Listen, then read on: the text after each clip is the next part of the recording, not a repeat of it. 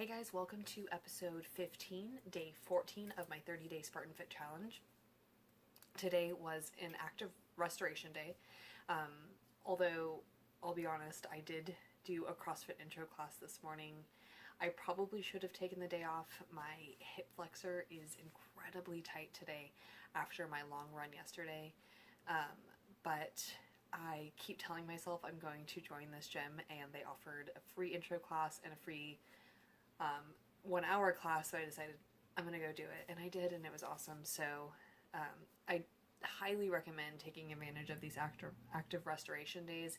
It's super important to let your body recover and heal, especially with some of these like high intensity aerobic endurance workouts. It just really wears on your body.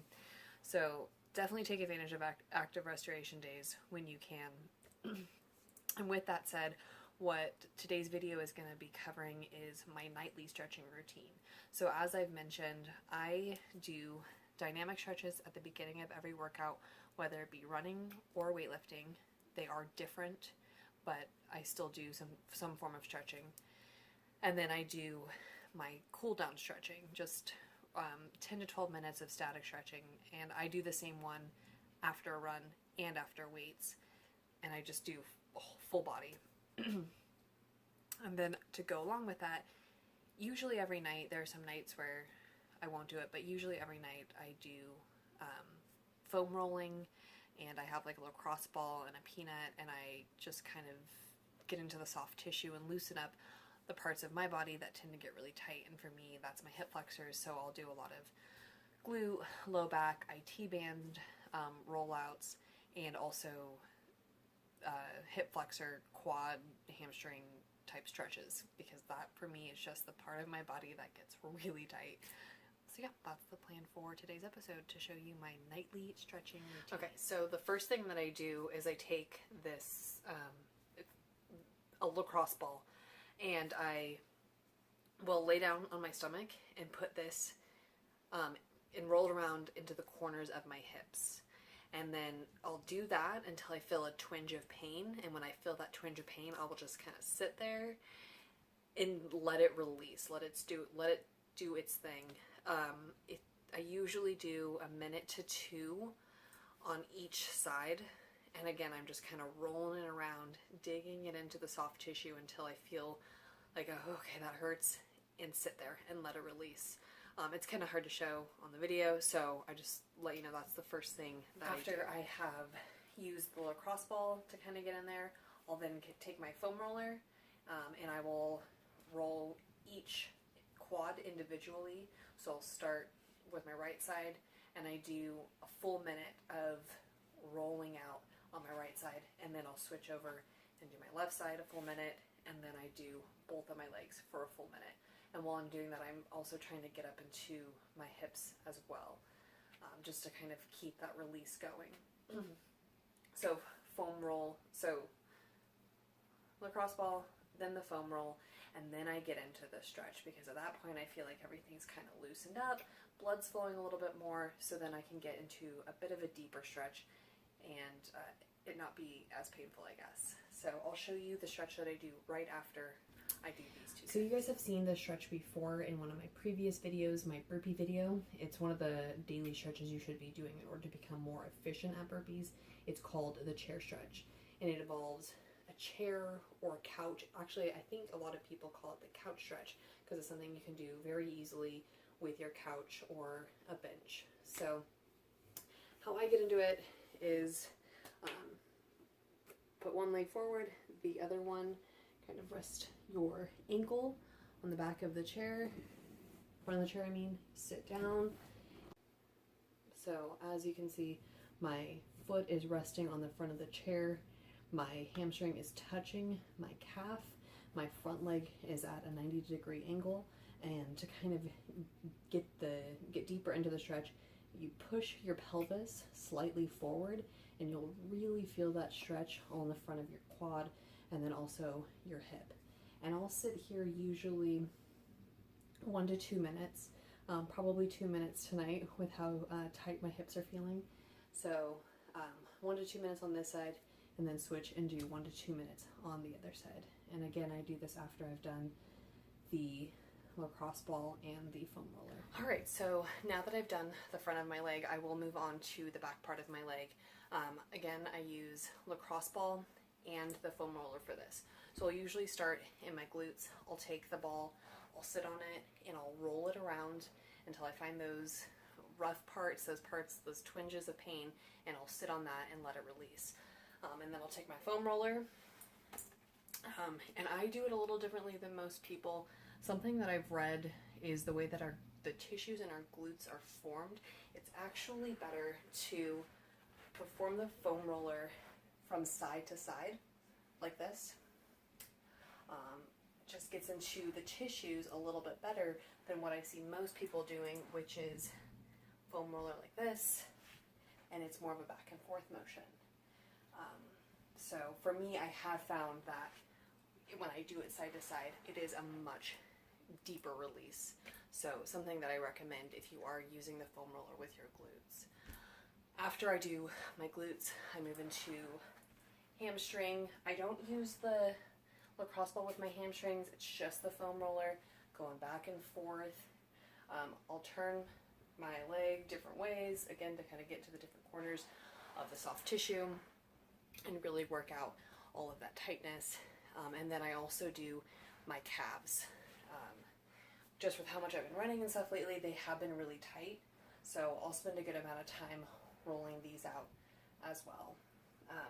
And I will occasionally use the lacrosse ball on my calves depending on their tightness. So after I'm done with the foam rolling and the lacrosse ball on the back side of my legs, these are the two stretches that I tend to do. So the first one is just your basic hamstring stretch. I will do it elevated, so I'll try to find a chair.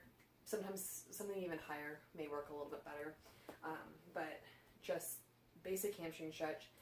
And again, a pointer with the hamstring stretches, I'll see a lot of people like kind of bend over like this and really try to reach their toes.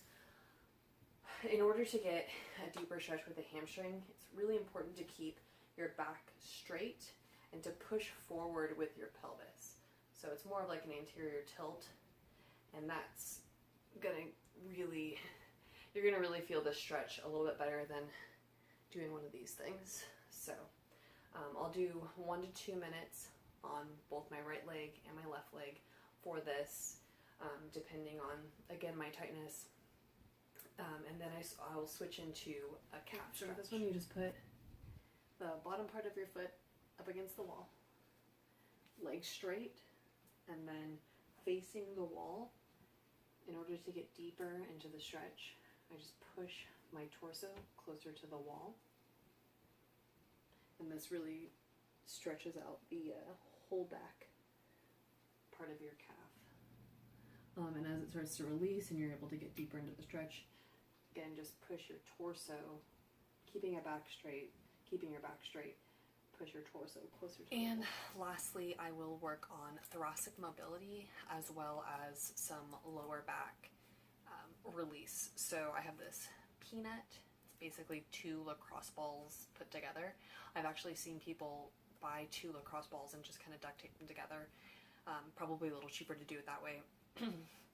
This is really great for your spine, because you can just kind of put it on either side of your spine and lay back on it, or I guess sit up against the wall and push it into the soft tissue. So I'll start with my lower back release. I'll just sit on this. I move back and forth, and then I'll just lay on it for 1 to 2 minutes and just let all that tightness release. And then take my foam roller and roll that part out. For the mobility portion of it, what I do is take my peanut and about mid-back, put the peanut on the other side of my spine. I will then lay down, take my foam roller and kind of hug it from my body, and then rock back and forth on that peanut. And then again, this is just releasing the tightness in the soft tissue. It's just some soft tissue work. And then after I kind of roll out for a few seconds. Take my foam roller. You can do it with just your hand, but for me, I like the feel of the foam roller. I take the foam roller and I just kind of do these back and forth motions. I'll do 10 reps on my right side, 10 reps on my left side, and then 10 reps with both arms, and just really getting a nice reach. And this is just working that pinna in a little bit more into that soft tissue and in different corners of the soft tissue. And I will work my whole thoracic spine. So I kind of start mid-back, I'll roll it up maybe 2 inches, and again, do the back and forth thing to get it in the right position. 10 reps, 10 reps, and then 10 reps with both arms. Once you've kind of been doing this for a little while, you can get even further into this by lifting your head up a little bit, and you can really feel the peanut digging in. Some parts are just killer. It feels really good in between the shoulder blades. That's where I tend to get a lot of tightness in between my shoulder blades up into my rhomboids. And you can even push this all the way up into your rhomboids and do the same thing, the back and forth motion. And sometimes I'll just even sit on the peanut and kind of do the same soft tissue release that I do with my glutes and hip flexors. I'll do that on my rhomboids, the upper part of my shoulders.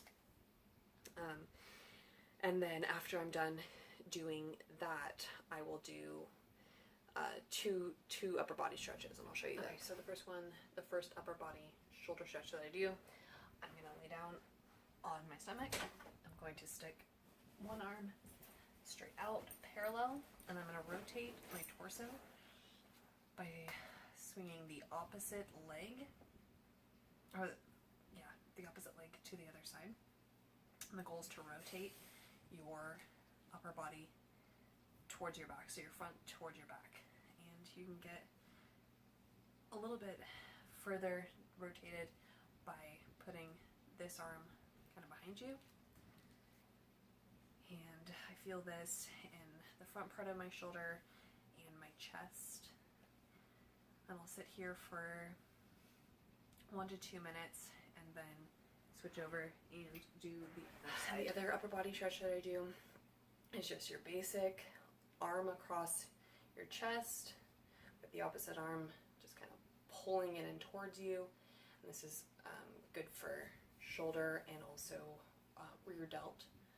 So I'll sit here for 1 to 2 minutes on both sides. So that's really it for my nightly stretching. Hopefully that was useful. I know some of the stretches I wasn't able to get a really good angle on it, but hopefully you were able to get something from that, and you can add some of these stretching or foam rolling or soft tissue rolling into your nightly routine. I definitely recommend it. Like I mentioned at the beginning of this video, recovery is so important to progress, and not enough of us take time to actually recover and rest and let our body heal itself from all of the work that we put it through.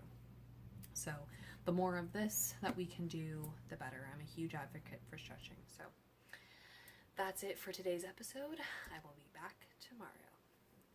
Aru.